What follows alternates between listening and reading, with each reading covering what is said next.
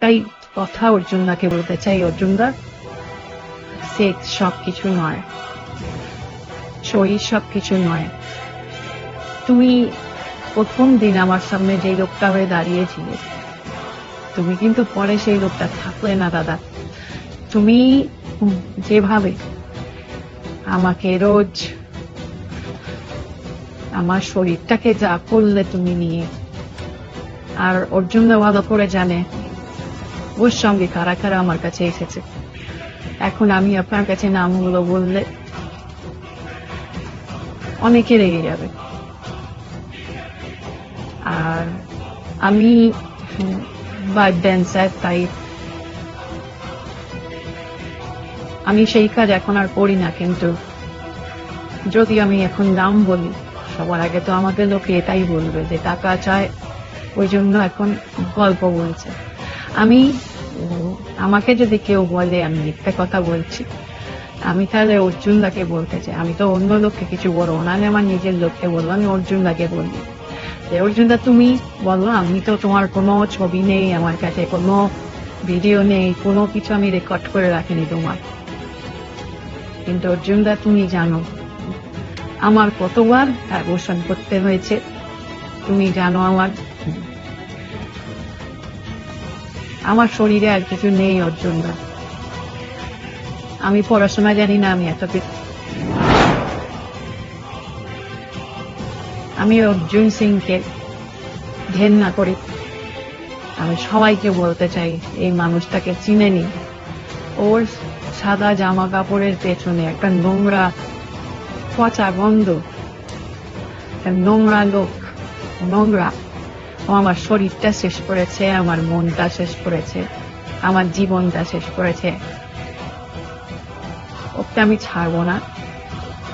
কোনোদিন যদি মহাদেব আমাকে জায়গা দেয়, আমি অর্জুন সিংকে উত্তর দেব যে একটা মেয়ের শরীরে আর মনে এরম ভাবে নোংরামি করলে কি হতে পারে আপনারা চিনে নিন। এই হচ্ছে অর্জুন সিং।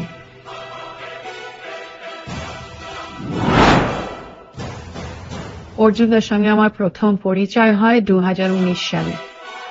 আমি কল্যাণী রোডের কাছে একটা হোটেলে আমি কাজ করতাম। আমি একজন ডান্সার। আমি অর্জুনদার সঙ্গে প্রথম পরিচয় করিয়ে দেয় সুরজ, আমার এক বন্ধু। ও আমাদের এখানে কাজ করত। প্রথম আলাপ আমার অর্জুনদার সঙ্গে হয়, সেই জায়গাটা ছিল কলকাতার গ্রেট ইস্টার্ন হোটেলে। আমাকে প্রথম অর্জুনদা ডেকে পাঠায় এবং আমিও জানতাম না আমি ওখানে গিয়ে আমার সঙ্গে অর্জুনদার দেখা হবে। কারণ আমি সত্যি কথা, আমি রাজনীতির লোকদের সঙ্গে কখনোই আমার সেভাবে কোনো পরিচয়, আলাপ, দেখা, কথা কিছুই হয়নি। অর্জুনদাকে আমি যখন গিয়ে দেখি, আমার মনে হয়েছিল প্রথমে একজন বড্ড ভালো মানুষ। আমার কিছু সমস্যার জন্যই আমি সুরাজকে বলেছিলাম যে কেউ যদি পাশে দাঁড়ান। আমি জানতাম না সেই মানুষটা অর্জুনদা হবে, বা ঘটনাক্রমে পরে সে কি বলবো, সেটা একটা সম্পর্ক, বা সেটা আমার আজকে এই পরিস্থিতি হবে। মানে আমি তো শেষ হয়ে গেলাম না। আমি শুধু আমার শরীরটা শুধু দিনের পর দিন আমি শুধু ইউজ অ্যান্ড থ্রো হয়ে গেছি, আপনি বলতে পারেন। আমি জানি না আমার কি বলা উচিত। আমি যখন প্রথম অর্জুনদাকে দেখি, আমার কাছে মনে হয়েছিল একজন ঈশ্বর, একজন ভগবান, আমার ভগবান। অর্জুনদা আমাকে প্রথম দেখায়, আমার সমস্যা জানতে পেরে সেদিনই দাদার গাড়িতেই আমাকে নিয়ে, সুরাজকে নিয়ে দাদা দুটো জায়গায় যান। এবং যখন আমাকে শেষে যখন নামাচ্ছেন দাদা, তখন উনি আমাকে প্রথম যে কথাটা বলেছিলেন, আমার এখনো মনে আছে। অর্জুন আমাকে বলেছিলেন,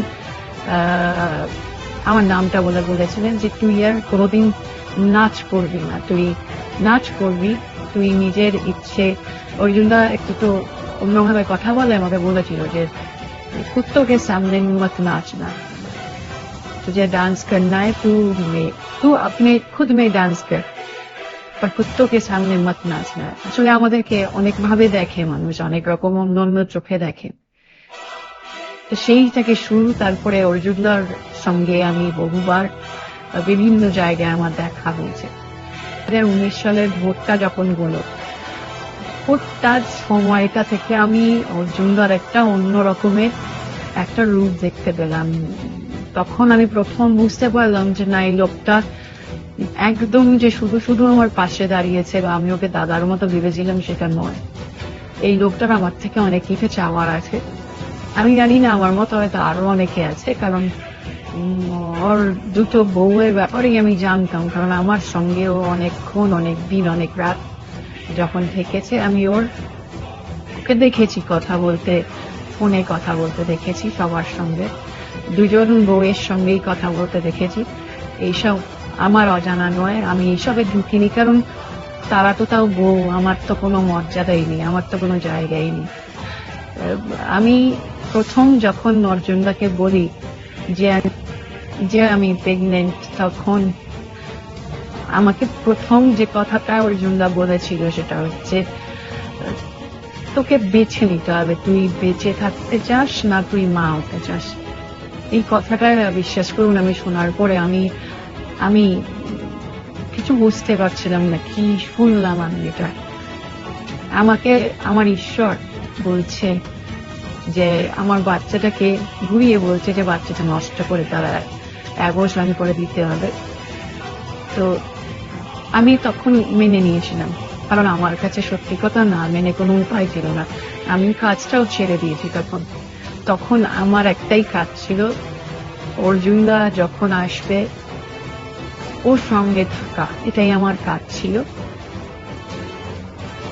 হ্যাঁ, আমার ওর সঙ্গে থাকা বলতে যেটা আপনি বলছেন সেটাই। অর্জুনদা আমাকে খুব কাছে, আমাদের মধ্যে সবটাই হয়, এবং প্রত্যেকবারই হয়, প্রত্যেক দিনই হয়। 5 বছর, 6 বছর, 4 বছর, 5 বছর হয়। এবং একটা সময় আমি বুঝতে পারতাম আমার শরীরটাই আমি, আমার কোনো মন নেই, আমার কোনো ইচ্ছে নেই, আমার কোনো না নেই। অর্জুনদা যদি ইচ্ছে করে তাহলেই আমাকে আমার শরীরটাকে দিতে হবে। যদি ও বলে হ্যাঁ এখন, তাহলে এখনই, সে আমার শরীর খারাপ থাক, আমার ইচ্ছে না থাক। আমার থাকার জায়গাটাও দিয়েছিল, আমি ভাড়া বাড়িতে আগে থাকতাম, কিন্তু পরে আমার থাকার জায়গাটাও দিয়েছিল। আমারও দোষ ছিল, আমি কিছু টাকাও নিয়েছিলাম ওর থেকে, কিন্তু সত্যি কথা বিশ্বাস করুন, আমি টাকা এখন যদি আমাকে দেয়ও আমার আর চাই না, কারণ আমি বুঝতে পেরেছি যে আমার ওপর 2-3 বছর যে জানোয়ারের মতো অত্যাচার করেছে, সারাক্ষণ সকাল নেই, দুপুর নেই, বিকেল নেই, যখন তখন চলে এসে বলছে যে আমাকে শুতে হবে, আমি সহ্য করতে পারিনি, আমি আর পারবো না ওগুলো করতে, আমি মরে যাবো এগুলো করতে গেলে। এখন আমার আর শক্তি নেই এগুলো করে। আমি একটাই কথা বলতে চাই, ওর কোথায় বউ আছে না আছে, কটা বাচ্চা আছে, আমার মতো আরো কে কে আছে, আমি সব জানি। তো আমি জেনেই বা কি করবো? আমার তো বলে কি করবো? আমি জেনে কি করবো? আমার কোথায় বলার আছে? কিছুই পারবো না। কিন্তু ডাক্তার আমি দেখাই, যদি ডাক্তাররা পরীক্ষা করে, আমার মনে হয় অনেক কিছু প্রমাণ হবে।